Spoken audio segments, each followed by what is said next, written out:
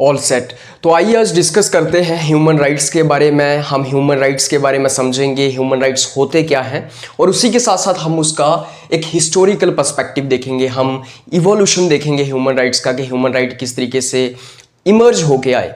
तो जब मैं ह्यूमन राइट्स की बात करता हूँ ना, ह्यूमन राइट्स ऐसे राइट्स हैं जो हर एक व्यक्ति के पास होने चाहिए, जो हर एक व्यक्ति की जो ओवरऑल डेवलपमेंट है उसके लिए काफ़ी ज़रूरी होते हैं।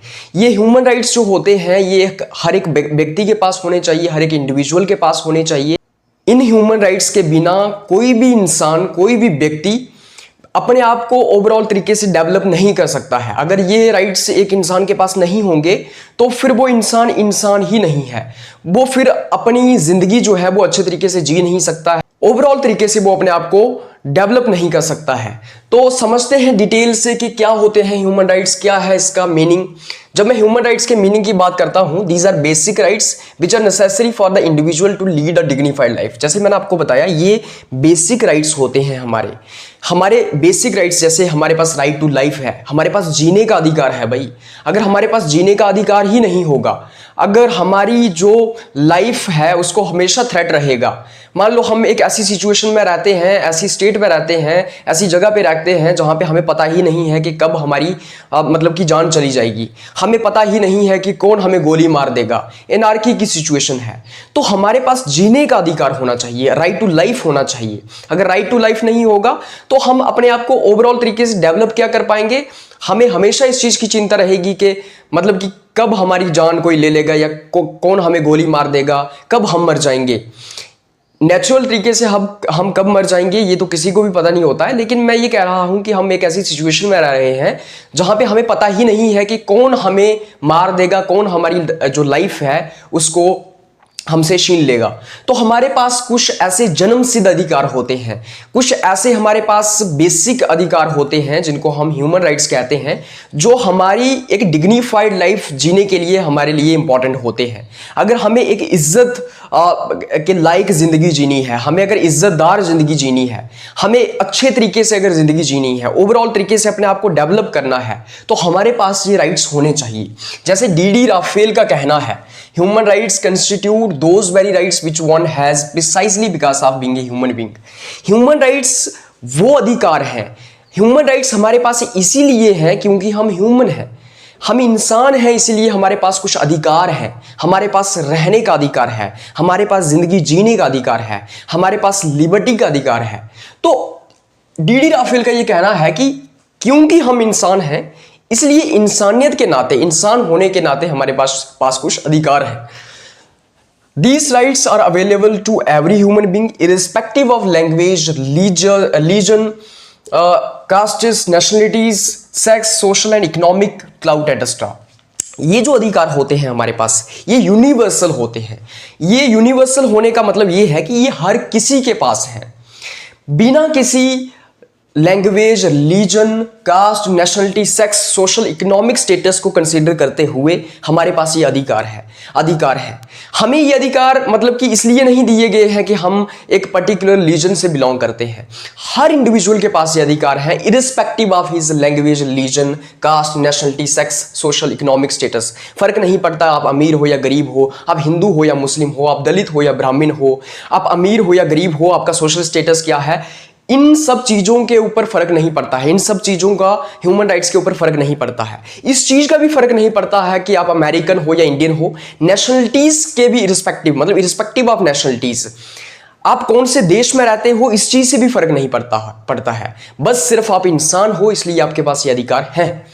उसके बाद हम कैरेक्टरिस्टिक्स और फीचर्स डिस्कस करेंगे कि ह्यूमन राइट्स के कैरेक्टरिस्टिक्स क्या हैं, इनके फीचर्स क्या हैं। So these rights are inherent and inalienable. ये राइट्स हमारे पास इनहेरेंट हैं। इनहेरेंट होने का मतलब क्या है और इनएलिएनेबल होने का मतलब क्या है। इनहेरेंट होने का मतलब ये है कि हर किसी के पास ये अधिकार है, हर इंडिविजुअल के पास ये अधिकार है, हर इंसान के पास ये अधिकार है। क्योंकि एक इंसान है इसलिए उसके पास अधिकार है। ये हमारे जन्म सिद्ध अधिकार हैं। जैसे ही हम इस धरती के ऊपर पैदा होते हैं, एज ए ह्यूमन बीइंग जब हम पैदा होते हैं तो हमारे पास ये अधिकार है, और साथ ही साथ ये इनएलिएनेबल अधिकार है। हमसे इन अधिकारों को कोई छीन नहीं सकता है। मतलब कि ये राइट्स जो है ये हमारे से छीने नहीं जा सकते हैं, ये इनएलिएनेबल हैं। कोई भी स्टेट, कोई भी गवर्नमेंट हमसे इन राइट्स को छीन नहीं सकती है। तो ये इंसान के जो है वो एक नेचुरल राइट्स हैं। हम कह सकते हैं कि वो जो कंसेप्ट था ना नेचुरल राइट्स का, हम कह सकते हैं कि ये नेचुरल राइट्स हैं, ये नेचर ने हमें दिए हैं, ये भगवान ने हमें दिए हैं। तो ये यूनिवर्सल है, ये इनहेरेंट है, ये इनएलिएनेबल है। उसके बाद universal in nature. Universal in nature होने का क्या मतलब है कि हर एक इंडिविजुअल के पास ये अधिकार है, जैसे मैंने आपको बताया, irrespective of language, religion, caste, nationality, sex, social and economic status. मतलब कि हर किसी के पास ये अधिकार है, फर्क नहीं पड़ता उसकी जाति कौन सी है, उसका जेंडर कौन सा है, मर्द है, वो जनानी है, वो फीमेल है या मेल है, जो भी वो अमीर है या गरीब है, हर किसी के पास ये अधिकार है। हर देश के नागरिक के पास ये अधिकार है, हर इंडिविजुअल के पास ये अधिकार है। So these rights are universal in nature. उसके बाद essential to live a life of birth, respect and dignity. ये हमारी जो जिंदगी है, मतलब डिग्निटी से हम अपनी लाइफ को जी सकें, इज्जत से हम जिंदगी को जी सकें, हम एक वर्थ मतलब कि एक रिस्पेक्टफुल जिंदगी जी सकें, हम लाइफ ऑफ वर्थ जी सकें, इसके लिए इसेंशियल होते हैं। मतलब कि ये राइट्स एक डिग्निटी भरी जिंदगी को जीने के लिए जरूरी है, एक रिस्पेक्टफुल जिंदगी जीने के लिए जरूरी है। उसी के साथ साथ moral, social, physical, political, spiritual, intellectual development हमारी इन राइट से होती है। अगर हमारे पास ये अधिकार नहीं होंगे तो हम मॉरली अपलिफ्ट नहीं हो पाएंगे, हम सोशली डेवलप नहीं हो पाएंगे, हम फिजिकली, पॉलिटिकली, स्पिरिचुअली और इंटेलेक्चुअली डेवलप नहीं हो पाएंगे। अगर हमारे पास ये अधिकार नहीं है तो हम इन सब एस्पेक्ट्स के अंदर अपने आप को उस तरीके से डेवलप नहीं कर पाएंगे। भाई अगर किसी के पास राइट टू लाइफ ही नहीं है, किसी को मतलब कि श्योरिटी ही नहीं है कि आज मैं जिंदा हूं, कब मेरा कोई घर जला देगा, किसी के पास अगर लिबर्टी ही नहीं है, आजादी ही नहीं है, तो हम पूरे तरीके से, मॉरल तरीके से, सोशल तरीके से, फिजिकल तरीके से, पॉलिटिकल तरीके से, स्पिरिचुअल तरीके से, इंटेलेक्चुअल तरीके से डेवलप नहीं हो सकते हैं। हमारे पास लिबर्टी है इसलिए हम आगे बढ़ पाते हैं। मान लो आपने कोई बिजनेस करना है तो आपके पास पहले लिबर्टी है ना, आप बिजनेस कर सकते हैं, आप पैसे कमा सकते हैं, आपके पास पूरा मौका है, अपॉर्चुनिटीज हैं आपके पास आगे बढ़ने की।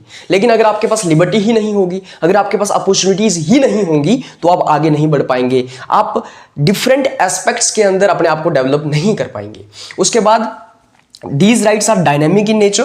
With the development in social, cultural, economic and political spheres, the scope of human rights also expands.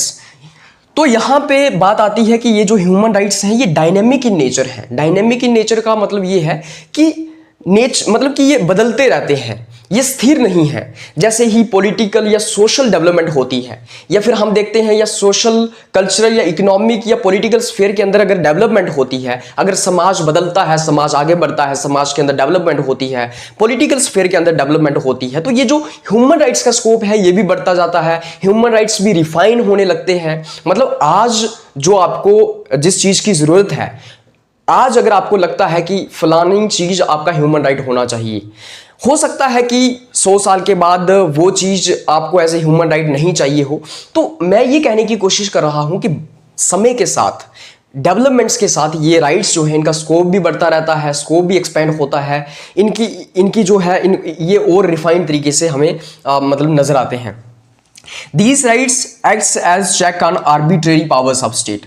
Arbitrary powers होती हैं जो स्टेट की, उसके ऊपर चेक्स की तरह ये काम करते हैं। इसका मतलब क्या हुआ, जो मनमानी है स्टेट की, जो आर्बिट्रेरी एक्शंस हैं स्टेट के, उसके ऊपर ये चेक्स लगाते हैं। मतलब स्टेट अपनी मनमर्जी से कुछ नहीं कर सकती, स्टेट आपके राइट्स को वायलेट नहीं कर सकती। मतलब स्टेट को लिमिटेड गवर्नमेंट का कंसेप्ट ये देते हैं, या फिर मैं अगर कहूं तो स्टेट अपनी मर्जी से हर कुछ नहीं कर सकती, ह्यूमन राइट्स का चेक उसके ऊपर रहता है। मतलब स्टेट्स को अपने एक्शंस को परफॉर्म करते हुए ह्यूमन राइट्स को मद्देनजर रखना है। स्टेट उस तरीके से अपने एक्शन को एग्जीक्यूट नहीं कर सकती जिससे किसी इंसान के ह्यूमन राइट्स उल्लंघन हो जाएं या वायलेट हो जाएं।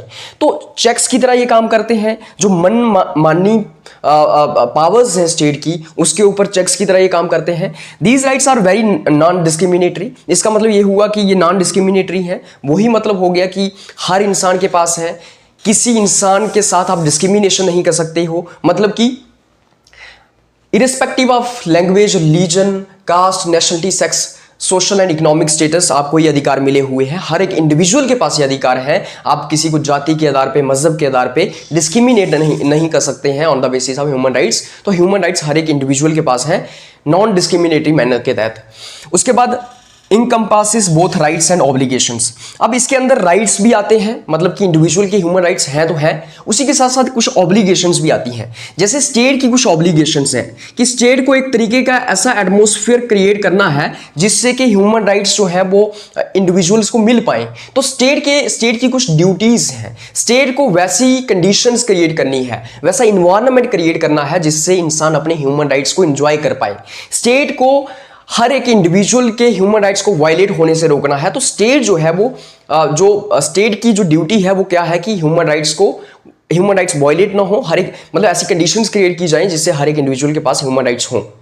तो ये कंसेप्ट था ह्यूमन राइट्स का। ये इसके फीचर्स और कैरेक्टरिस्टिक्स हमने डिस्कस कर लिए हैं। क्रक्स में अगर मैं बता दूं तो ह्यूमन राइट्स का मतलब होता है कि हर एक इंसान के पास कुछ अधिकार होते हैं, कुछ मतलब कि बाय बर्थ अधिकार होते हैं। क्योंकि वो इंसान है इसलिए उसके पास कुछ अधिकार हैं। उन अधिकारों को हम ह्यूमन राइट्स कहते हैं। ये अधिकार उसकी ओवरऑल पर्सनैलिटी की डेवलपमेंट के लिए काफ़ी इंपॉर्टेंट होते हैं, उसकी डिग्निफाइड लाइफ के लिए काफ़ी इंपॉर्टेंट होते हैं, रेस्पेक्टफुल लाइफ वो किस तरीके से जिएगा उसके लिए वो इंपॉर्टेंट होते हैं। हर एक इंडिविजुअल के पास ये अधिकार होने चाहिए। ये मतलब है ह्यूमन राइट्स का। तो आइए अब देखते हैं historical perspective of human rights. हम देखेंगे कि ह्यूमन राइट्स का हिस्टोरिकल पर्सपेक्टिव क्या है, ह्यूमन राइट्स किस तरीके से इमर्ज हुए, ह्यूमन राइट्स का इवोल्यूशन क्या है, ह्यूमन राइट्स किस तरीके से इवॉल्व हुए। तो जब मैं historical perspective of human rights की बात करता हूं, it is very old concept and we can trace back its origin to ancient times. मतलब कि ह्यूमन राइट्स का जो कंसेप्ट है ना, बड़ा पुराना कंसेप्ट है। पुराने ज़माने में, स्टोइक्स के ज़माने में, अरिस्टोटल के ज़माने में, आज से 2000 साल पहले, 1500 साल पहले जो है वो नेचुरल राइट्स की बात की जाती थी। उस वक्त नेचुरल राइट्स की बात की जाती थी कि हर एक इंसान के पास कुछ नेचुरल राइट्स हैं, हर एक इंसान के पास बाय बर्थ कुछ राइट्स हैं और वो राइट्स जो हैं उससे छीने नहीं जा सकते हैं।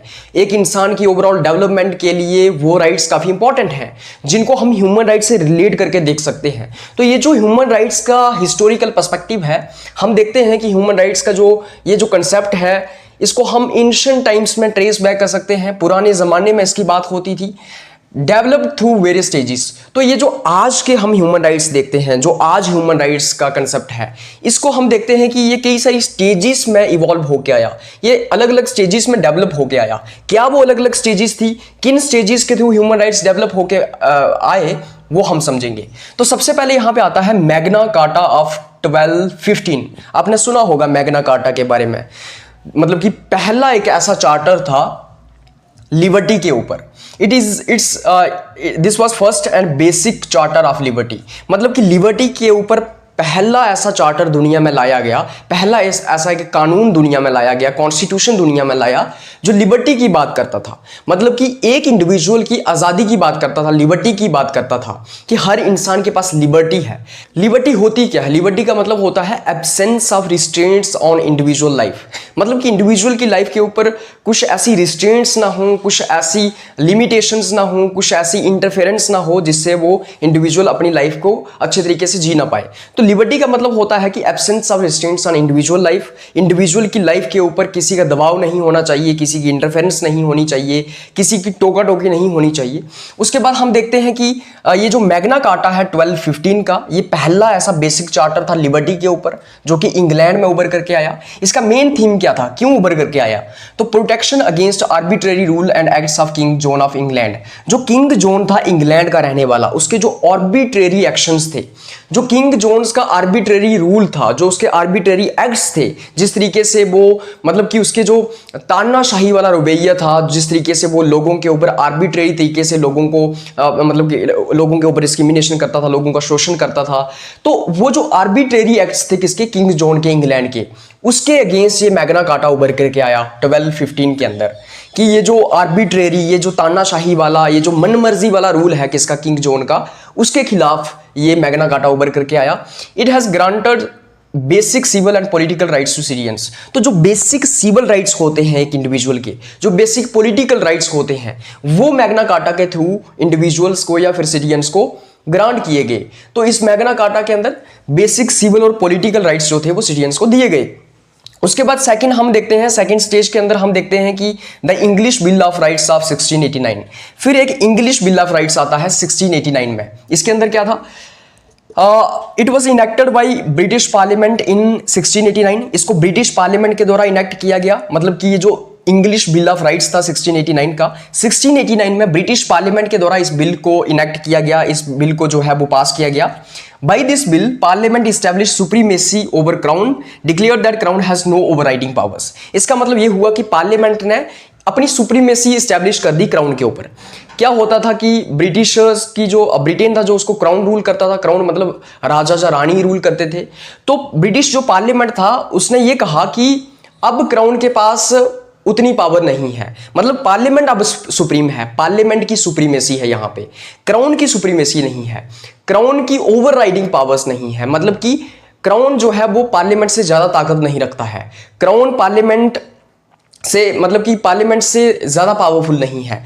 तो ब्रिटिश पार्लियामेंट की सुप्रीमेसी को स्टैब्लिश किया गया क्राउन के ऊपर। मतलब कि ब्रिटिश पार्लियामेंट सुप्रीम है, अब ब्रिटिश पार्लियामेंट ज्यादा पावरफुल है, ब्रिटिश पार्लियामेंट ज्यादा सुप्रीम है एज कंपेयर टू क्राउन।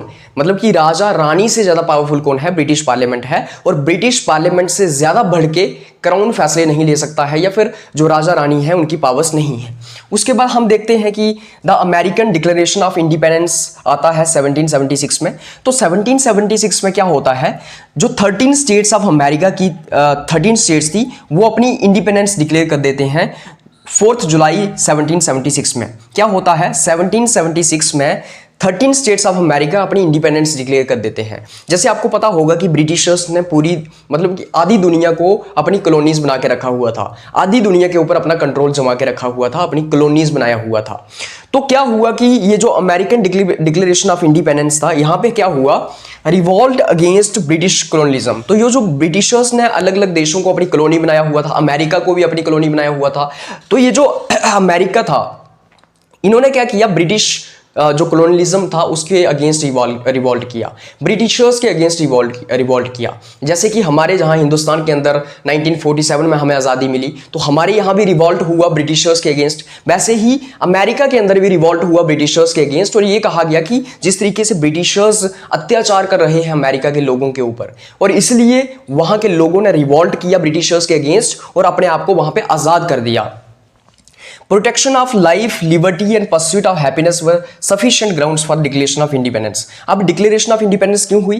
ताकि लाइफ को प्रोटेक्ट किया जा सके, लिबर्टी को प्रोटेक्ट किया जा सके, इंडिविजुअल की जो लिबर्टी है, और हैप्पीनेस को परस्यू किया जा सके। मतलब कि जिस तरीके से ब्रिटिशर्स ने मतलब कि किसी के पास प्रोटेक्शन ऑफ लाइफ नहीं था, ब्रिटिशर्स की वजह से किसी की भी लाइफ जो थी वो प्रोटेक्ट नहीं थी, लिबर्टी प्रोटेक्ट नहीं थी, मतलब कि लोगों के पास हैप्पीनेस नहीं थी। तो ये कहा गया कि लोगों की लाइफ को प्रोटेक्ट किया जाए, ब्रिटिश कॉलोनियलिज्म से लिबर्टी को लाया जा सके, हैप्पीनेस को परस्यू किया जा सके, इसलिए वहां पे क्या किया गया, रिवॉल्ट किया गया ब्रिटिशर्स के अगेंस्ट। और वहां पे जो 13 स्टेट्स ऑफ अमेरिका थी उन्होंने रिवॉल्ट किया और अपने आप को इंडिपेंडेंट डिक्लेयर कर दिया। तो यहां पे भी हमें ट्रेसेस देखने को मिलते हैं कि यहां पे भी ह्यूमन राइट्स को क्या किया गया, पहचाना गया, इंडिपेंडेंस हासिल की गई और लाइफ, लिबर्टी और परस्यूट ऑफ हैप्पीनेस के लिए काम किया गया, और इसकी वजह से वहां पे रिवॉल्ट किया गया। उसके बाद फोर्थ हम इसके अंदर देखते हैं the US bill of rights of 1791। उसके बाद यूएस बिल ऑफ राइट्स आता है 1791 में। Constitution of America was enacted on 17th of September 1787। तो जो अमेरिका का कॉन्स्टिट्यूशन था, मैंने आपको बताया कि अमेरिका में वॉर ऑफ इंडिपेंडेंस हुई ब्रिटिशर्स के अगेंस्ट, उस वक्त कुछ राइट्स को जो है वो क्या किया गया, पहचाना गया उनको, जो उस वक्त कुछ राइट्स को रिकॉग्नाइज किया गया। लेकिन फाइनली बिल ऑफ राइट्स आता है 1791 का, जिसमें अमेरिका का कॉन्स्टिट्यूशन फ्रेम किया जाता है और कॉन्स्टिट्यूशन को इनेक्ट किया जाता है 17th of September 1787 में, जिसको हम बिल ऑफ राइट्स के नाम से जानते हैं। क्या होता है, अमेरिका में कॉन्स्टिट्यूशन बनाया जाता है 17th of September 1787 में, उस कॉन्स्टिट्यूशन को लागू किया जाता है, इनेक्ट किया जाता है। उसमें हमें देखने को मिलता है कि freedom of press, religious freedoms and obligations that no person should be deprived of his liberty. तो वहां पे कुछ राइट्स को रिकॉग्नाइज किया गया, जैसे कि फ्रीडम ऑफ प्रेस होनी चाहिए, मतलब कि मीडिया की जो फ्रीडम है उसकी बात की गई, प्रेस की ट्रांसपेरेंसी की बात की गई। उसके बाद रिलीजियस फ्रीडम की बात की गई कि हर किसी के पास रिलीजियस बेसिस के ऊपर फ्रीडम होनी चाहिए, कोई किसी भी मजहब को मान सकता है।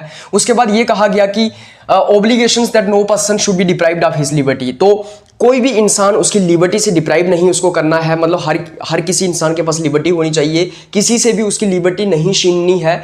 कोई भी स्टेट या कोई भी अथॉरिटी लिबर्टी को इन्फ्रिंज नहीं करेगी, लिबर्टी को स्नैच नहीं करेगी, लिबर्टी से किसी इंसान को डिप्राइव नहीं करेगी। तो हम देखते हैं कि यूएस बिल ऑफ राइट्स था 1791 का, इसने काफ़ी डेवलपमेंट की है किसकी, ह्यूमन राइट्स की। उसके बाद हम देखते हैं the French declaration of 1789। French declaration of 1789 की जब मैं बात करता हूं तो आपको पता होगा कि एक फ्रेंच रेवोल्यूशन हुआ था फ्रांस में। वो जो फ्रेंच रेवोल्यूशन था वो पूरा का पूरा रेवोल्यूशन ही इसलिए किया गया था कि कुछ मतलब कि वहाँ उस पूरे के पूरे रेवोल्यूशन के कुछ मेन प्रिंसिपल्स थे कि जैसे इक्वलिटी होनी चाहिए, लिबर्टी होनी चाहिए, फ्रेटर्निटी होनी चाहिए। तो जो कोर वैल्यूज थी ना पूरे के पूरे रेवोल्यूशन की, पूरे के पूरे विद्रोह की, वो ये थी कि इंडिविजुअल के पास लिबर्टी होनी चाहिए, इंडिविजुअल के पास इक्वालिटी होनी चाहिए, इंडिविजुअल के पास लिबर्टी होनी चाहिए। और इसीलिए पूरा का पूरा फ्रेंच रेवोल्यूशन 1789 में हुआ। उसके बाद हम देखते हैं कि फ्रेंच डिक्लेरेशन ऑफ 1789 होती है, जिसमें हम देखते हैं the national assembly of France proclaimed the rights of man end of the citizens on 4 August 1789। French revolution के बाद जो फ्रांस की असेंबली थी, जो फ्रांस की नेशनल असेंबली थी या फिर नेशनल पार्लियामेंट जो भी कहते हैं हम, पार्लियामेंट की तरह एक असेंबली थी, उन्होंने प्रोक्लेम किया राइट्स ऑफ मैन को, मतलब कि एक इंसान के राइट्स को वहां पे प्रोक्लेम किया गया, और सिटीजन्स के जो राइट्स थे उसको प्रोक्लेम वहां पे किया गया कि कब 4 अगस्त 1789 में। तो जो फ्रांस की असेंबली थी उन्होंने जो इंडिविजुअल के राइट्स थे, इंडिविजुअल के जो सिटीजन्स के जो राइट्स थे उनको प्रोक्लेम किया, उनको रिकॉग्नाइज किया। वहां पे ये कहा गया कि true happiness is to be found in individual liberty which is the product of natural inalienable and sacred rights of man. यहां पे ये कहा गया कि इंसान ट्रू हैप्पीनेस कब पाता है, इंसान ट्रू तरीके से मतलब हैप्पीनेस को कब फाउंड करता है, जब उसके पास लिबर्टी होती है, राइट। तो यहां पे ये कहा गया कि जब इंडिविजुअल के पास लिबर्टी होगी तो इंडिविजुअल ट्रू हैप्पीनेस को अटेन कर पाएगा, मतलब कि अल्टीमेट हैप्पीनेस को अटेन कर पाएगा, जो कि किस चीज की प्रोडक्ट है, नेचुरल, मतलब कि लिबर्टी जो है वो नेचुरल है, हर किसी के पास है, इनएलिएनेबल है, सेक्रेड है, बाय बर्थ हमारे पास लिबर्टी है, हर एक इंडिविजुअल के पास लिबर्टी है। और जिस इंसान के पास लिबर्टी है वो ट्रू हैप्पीनेस को अटेन कर सकता है, ट्रू हैप्पीनेस को फाउंड कर सकता है। तो लिबर्टी जो है ये इनएलिएनेबल है, ये हमसे छीनी नहीं जा सकती है, ये इटर्नल है, राइट, ये जो है वो सेक्रेड है। तो ये कहा गया कि जो लिबर्टी है वो मोस्ट इंपॉर्टेंट राइट है, लिबर्टी से इंसान ट्रू हैप्पीनेस को पा सकता है, और ये लिबर्टी जो है नेचुरल है, ये हर किसी के पास लिबर्टी का अधिकार होना चाहिए, हर किसी के पास जो है वो जन्म सिद्ध अधिकार है लिबर्टी। उसके बाद हम देखते हैं कि noble principle and ideals, liberty, equality, fraternity. तो ये जो पूरा का पूरा फ्रेंच डिक्लेरेशन ऑफ 1789 था, यहां पे ये कहा गया कि इसके जो मेन प्रिंसिपल्स थे, इसके जो मेन आइडियल्स थे, मतलब किसके लिए ये सारा का सारा डिक्लेरेशन किया गया, तो लिबर्टी, इक्वलिटी, फ्रेटर्निटी के लिए। मैंने आपको बताया कि जो मेन वैल्यूज थी रेवोल्यूशन की, फ्रेंच रेवोल्यूशन की, वो यही थी कि लोगों के पास इक्वलिटी होनी चाहिए, लिबर्टी होनी चाहिए और फ्रेटर्निटी होनी चाहिए।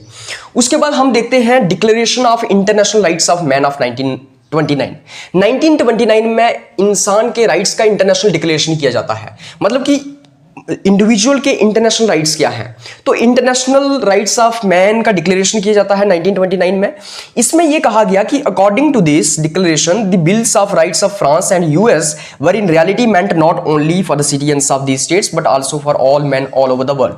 यहां भी यह कहा गया कि जो बिल्स ऑफ राइट है ना, जैसे bills of right of America, bills of right of France, ये सिर्फ उनके सिटीजन्स के लिए नहीं है, ये सिर्फ अमेरिका और फ्रांस के सिटीजन्स के लिए नहीं है, बल्कि ये पूरी दुनिया के मेंस जो हैं, पूरी दुनिया के लोगों के लिए है। तो उन्होंने ये कहा कि इस तरह के जिस तरीके से अमेरिका ने, फ्रांस ने अपने लोगों के राइट्स को जो है वो रिकॉग्नाइज किया है, उनको राइट्स प्रोवाइड किए हैं, तो ये जो राइट्स हैं ये सिर्फ उनके सिटीजन्स के लिए नहीं है, बल्कि पूरी दुनिया के लोगों के पास ये राइट्स होने चाहिए, और पूरी दुनिया के लोगों के लिए ये राइट्स हैं। तो इस चीज की यहां पे बात की गई।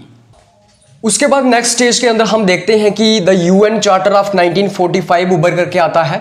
मैं जब यूएन चार्टर ऑफ 1945 की बात करता हूं तो जैसे ही हमारी वर्ल्ड वार वन और सेकंड खत्म हुई तो हमें देखने को मिला था कि पूरी दुनिया के अंदर ह्यूमैनिटी को काफी लॉस हुआ था, कई सारे लोगों के कई सारे राइट्स वायलेट हुए थे, पूरी दुनिया को एक नेगेटिव इफेक्ट हमें देखने को मिलता है पूरी दुनिया के ऊपर वर्ल्ड वॉर्स का। पूरे लोगों के राइट्स जो हैं वो कंप्लीटली वायलेट हुए थे।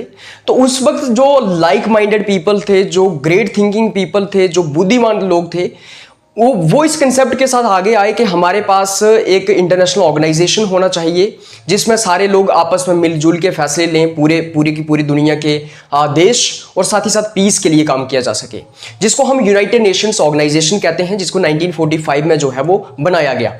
उसी यूनाइटेड नेशन ऑर्गेनाइजेशन के तहत उसी यूनाइटेड नेशन ऑर्गेनाइजेशन के फोरम से एक डिक्लेरेशन की गई जिसको हम कहते हैं United Nations declaration of human rights. मतलब ह्यूमन राइट्स को भी वहां पे पहचाना गया। यूनाइटेड नेशन ऑर्गेनाइजेशन के अंदर ह्यूमन राइट्स के ऊपर बात की गई, उसके ऊपर प्रॉपर एक चार्टर निकाला गया, एक प्रॉपर डिक्लेरेशन दी गई ह्यूमन राइट्स की।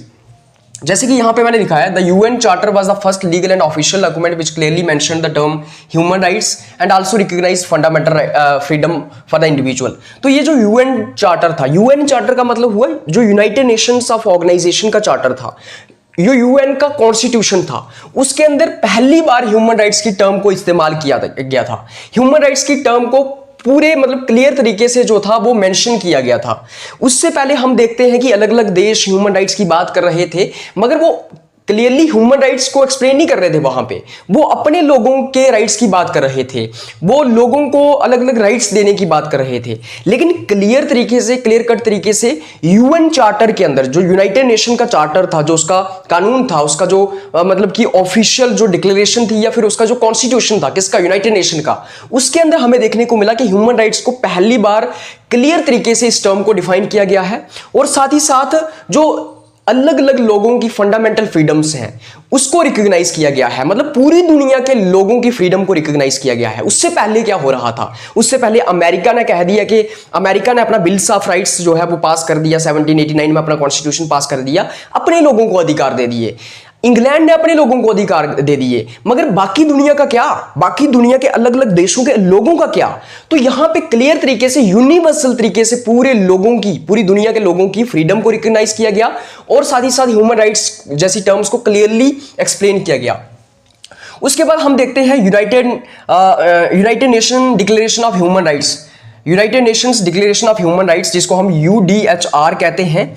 इसको जो है वो यूएन चार्टर के अंदर या फिर यूनाइटेड नेशंस ऑर्गेनाइजेशन के फॉरम से जो है वो अडॉप्ट किया गया।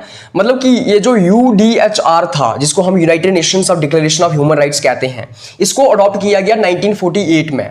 आपको कंफ्यूजन हो रही होगी, इसका मतलब ये हुआ कि जो यूनाइटेड नेशंस ऑर्गेनाइजेशन था उसी के अंदर United Nations declaration of human rights किया गया, जिसको यूनाइटेड नेशंस के अंदर 1948 में अडॉप्ट किया गया। मतलब इसको यूडीएचआर को, जिसके अंदर 30 आर्टिकल्स थे, 30 आर्टिकल्स थे और प्रियम्बल था and covers civil, political, economic, social and cultural rights for all human beings. और इसके अंदर सारे के सारे लोगों के सिविल, पॉलिटिकल, इकोनॉमिक, सोशल और कल्चरल राइट्स को कवर किया गया था। पूरी दुनिया के अलग अलग लोगों के, पूरी दुनिया के लोगों के सिविल, पॉलिटिकल, इकोनॉमिक, सोशल और कल्चरल राइट्स को कवर किया गया था। ये जो यूडीएचआर था, United Nations declaration of human rights, इसके अंदर 30 आर्टिकल्स आते थे और एक प्रियम्बल आता था। तो फिर मैं आपको एक्सप्लेन करके बता दूं कि ये यूनाइटेड नेशंस ऑर्गेनाइजेशन था, जिसको 1945 में बनाया गया, उसी के विदिन एक डिक्लेरेशन की गई जिसको हम United Nations declaration of human rights कहते हैं, जिसको 1948 में किया गया। मतलब 1948 में इसको यूडीएचआर को विदिन, मतलब कि यूनाइटेड नेशंस ऑफ ऑर्गेनाइजेशन के अंदर अडॉप्ट किया गया। कब? 1948 को। और इसके अंदर जो था सारे के सारे लोगों के सिविल, पॉलिटिकल, सोशल, कल्चरल और इकोनॉमिक राइट्स को जो है वो रिकॉग्नाइज किया गया था, उनको जो है वो कवर किया गया था। उसके बाद हम देखते हैं, although UDHR is not legally binding document, हालांकि ये जो United Nations of declaration of human rights था, ये एक लीगली बाइंडिंग डॉक्यूमेंट नहीं था। भाई तुमने सारी दुनिया के लोगों के राइट्स को क्या बोलते, कवर तो कर लिया, उनको रिकॉग्नाइज तो कर लिया, मगर अगर किसी के राइट्स वायलेट होते हैं, अगर पूरी दुनिया के अंदर किसी के राइट्स वायलेट होते हैं, तो यूनाइटेड नेशंस के पास मतलब कि लीगल मैकेनिज्म नहीं था। मतलब कि अगर किसी के राइट्स वायलेट हो जाते हैं तो क्या करेगा यूनाइटेड नेशंस ऑफ ऑर्गेनाइजेशन? वो पूरा का पूरा इंप्लीमेंटेशन का मैकेनिज्म नहीं था इनके पास। तो वही मैं हमेशा कहता आया हूं, international law is the law of jungle. International law के पास अपना जो क्या बोलते हैं, इंप्लीमेंटेशन का मैकेनिज्म नहीं है। तो अगर ह्यूमन राइट्स वायलेट हो जाते हैं, ठीक है, ठीक है, United Nations declaration of human rights हो गया, जिसमें लोगों के अधिकारों को पहचाना गया, ह्यूमन राइट्स को पहचाना गया, ह्यूमन राइट्स की बात की गई। लेकिन अगर ह्यूमन राइट्स वायलेट हो जाते हैं तो यूनाइटेड नेशंस के पास उन राइट्स को लीगली मतलब कि बाइंडिंग करवाने का कोई मैकेनिज्म नहीं था, लीगली इन्फोर्स करवाने का मैकेनिज्म नहीं था। अगर किसी के राइट्स वायलेट होते हैं तो United Nations declaration of human rights था, ये कुछ नहीं कर सकता था। तो ये वही मतलब कि कागजों में बातें थी, इनको इन्फोर्स करवाने का कोई मैकेनिज्म नहीं था।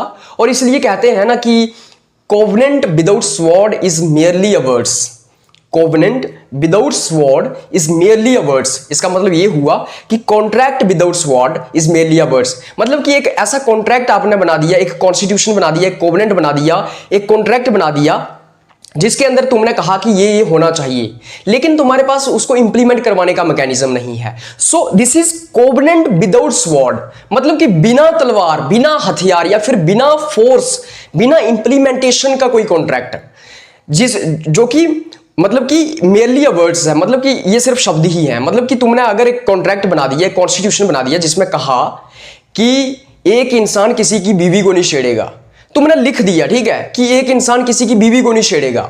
लिखने से क्या होगा भाई? अगर कोई छेड़ता है तुम क्या उसको प्रॉपर सजा दोगे?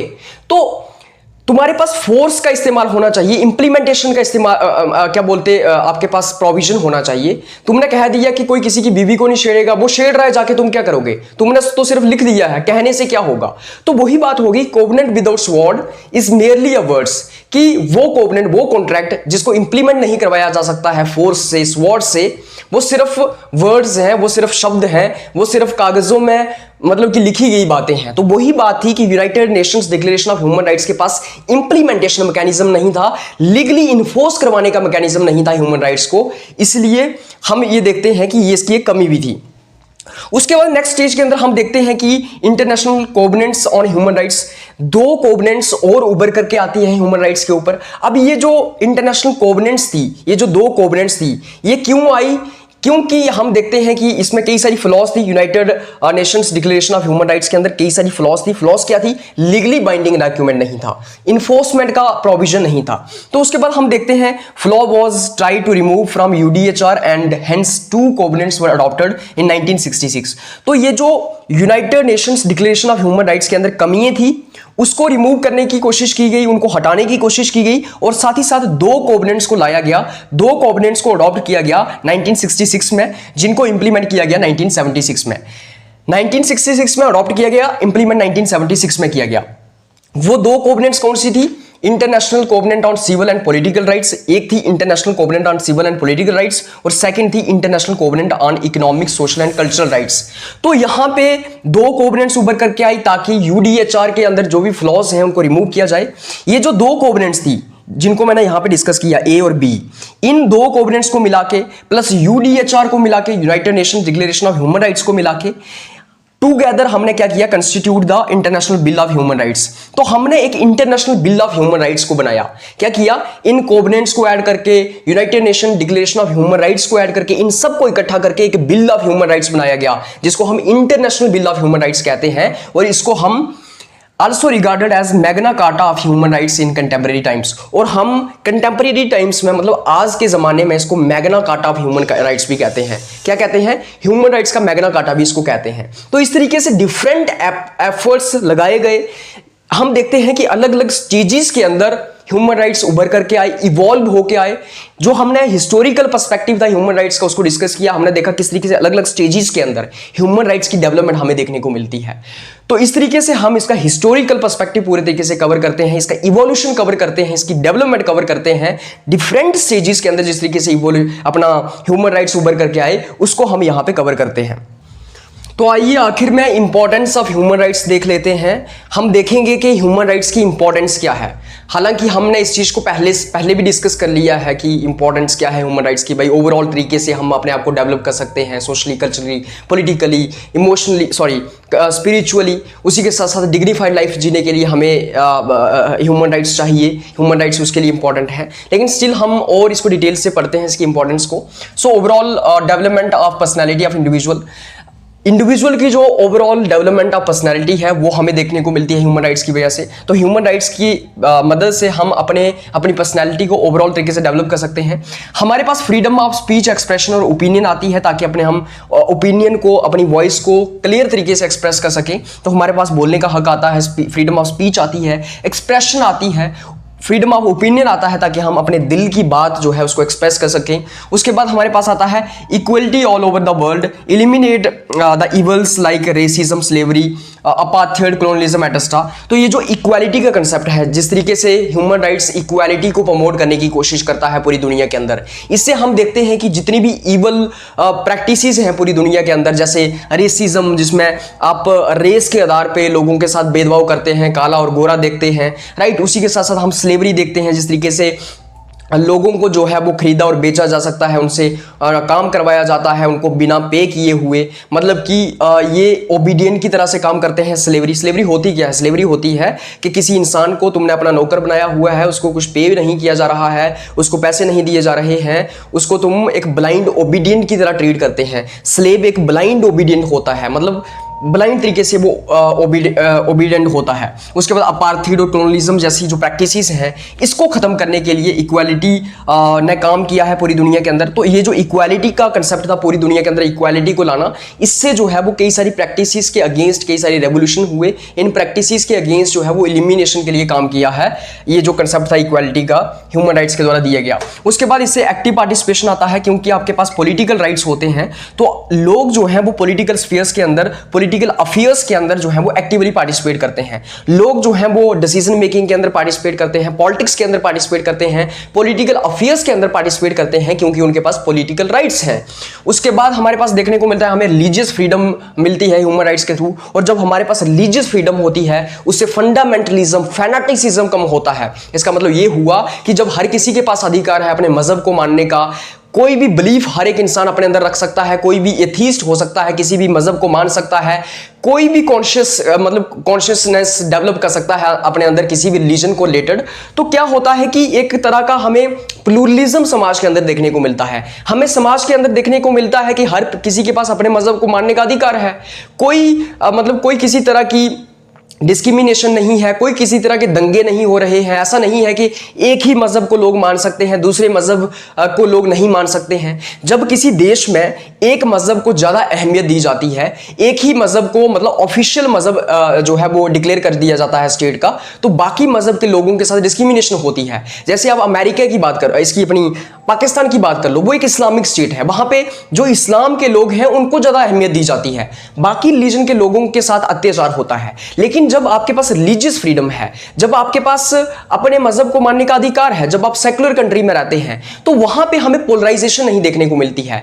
मजहब के बीच में हमें जो है वो दंगे नहीं देखने को मिलते हैं। अलग अलग मजहब के लोग मतलब कि खुशहाली से रहते हैं, अपने मजहब को मानते हैं। तो फैनेटिसिज्म, ये जो एक्सट्रीमिज्म है, ये जो रिलीजियस क्या बोलते ऑर्थोडॉक्सी है, ये हमें वहां पे कम होती हुई दिखती है। हमें दिखता है कि सारा समाज आपस में मिलजुल के रह रहा है, हर कोई अपने मजहब को मान रहा है, जो भी उसका मजहब है। ऐसा नहीं है कि जबरदस्ती किसी की कन्वर्जन करवाई जा रही है या किसी के अंदर बिलीफ सेट करवाए जा रहे हैं। तो ये एक इंपॉर्टेंस है ह्यूमन राइट्स की। इस तरीके से हम ह्यूमन राइट्स की इंपॉर्टेंस को पूरे तरीके से कंप्लीट करते हैं, इसको कवर कर लेते हैं। हम ह्यूमन राइट्स को पूरे तरीके से समझ लेते हैं, कंसेप्चुअल फ्रेमवर्क ले लेते हैं ह्यूमन राइट्स का, उसके फीचर्स हम डिस्कस कर लेते हैं, कैरेक्टरिस्टिक्स उसके हम डिस्कस कर लेते हैं, और उसी के साथ साथ हम historical perspective of human rights को भी डिस्कस कर लेते हैं।